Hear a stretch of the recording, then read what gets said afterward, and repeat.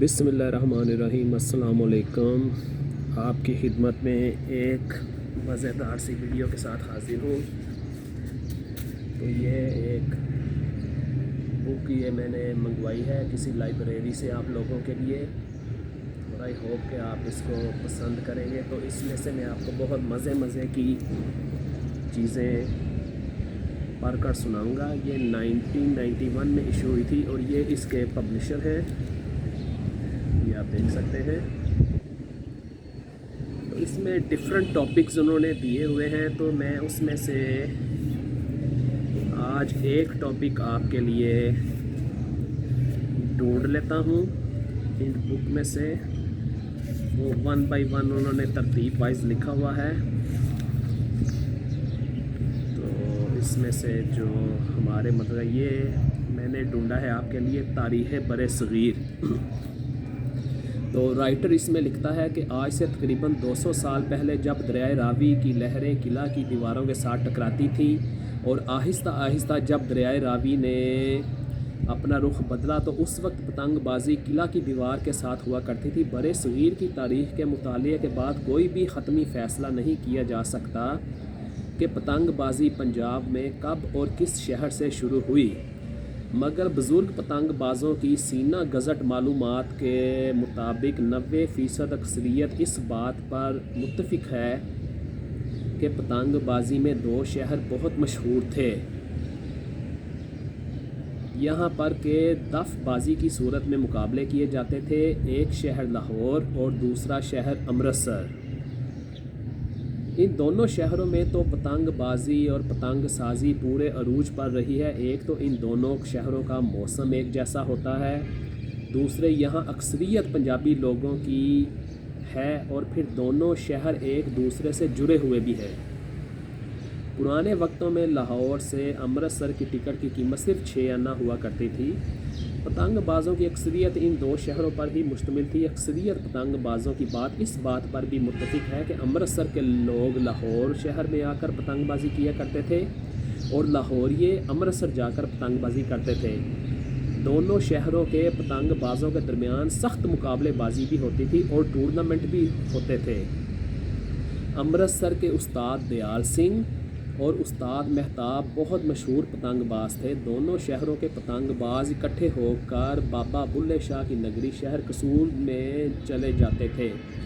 शहर कसूर के अक्सर बासी लाहौर और अमृतसर के पतंगबाजों को बसंत के बाद एक और दावत बसंत देते थे कि शहर कसूर आएँ और आकर यहाँ भी पतंगबाजी करके बसंत का सा समा पैदा करें।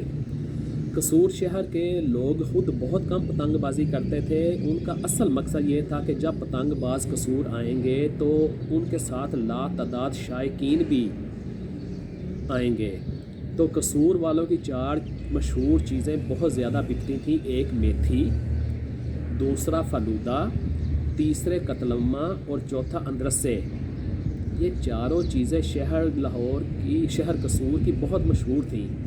दीगर शहरों से भी लोग जोक दर जोक बसंत देखने आया करते थे। अक्सर व बेशतर बाबा बुल्ले शाह के उर्स मुबारक पर भी बसंत का सा मेला लग जाता था, और ज़्यादातर इमाम साहब का कोट उस्मान खां में भी मेला लगता था। बहरहाल कसूरिये खुद पतंगबाजी बहुत कम करते थे, मगर पतंगे लूटने में इनका जवाब न था। यूँ लगता था कि सारे कसूर शहर के लोग या तो मेथी अंदरसे बेचने में मसरूफ़ हैं और बकाया शहरी पतंगे लूटने में मसरूफ़।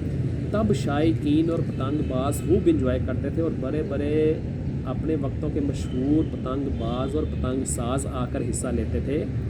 कसूर शहर के कोठों, चुबारों, खेतों, खलियानों और हर तरफ मैदानों में रंग बिरंगी गुड्डों ने आसमान को छुपा लिया होता था। मुख्तलिफ रंगों की वजह से खूब समा बन जाता था। कसूरिये बहुत मेहमान नवाजी भी किया करते थे। अमृतसर का उस्ताद मेहताब और लाहौर का उस्ताद जलाल दोनों ही पतंग बनाने और बेच लड़ाने में एक मुस्तनद हसीयत रखते थे। पतंगबाज ज़्यादातर खुले मैदानों में ही पतंगबाजी करते थे। तो ये मैंने आप के साथ इस बुक में से एक शेयर किया है टॉपिक। तो इस तरह से लाहौर शहर में भी बहुत सारी बातें हैं, और मैंने भी पतंगबाजी के हवाले से एक बुक लिख रखी है, लेकिन वो कुछ वजूहात की बिना पर मैं अभी उसको पब्लिश नहीं कर सका। تو انشاءاللہ تعالیٰ ان فیوچر میں اس کو بھی پبلش کروں گا، اور وہ بھی اسی کتاب کی طرح بہت مزیدار ہوگی۔ تو میں اس کتاب میں سے آپ کو کچھ اور ایک آدھ جھلک دکھا دیتا ہوں۔ یہ 1991 میں یہ بک ریلیز ہوئی تھی، اور یہ اس میں سے یہ کچھ مشہور تصویریں بھی آپ دیکھ سکتے ہیں۔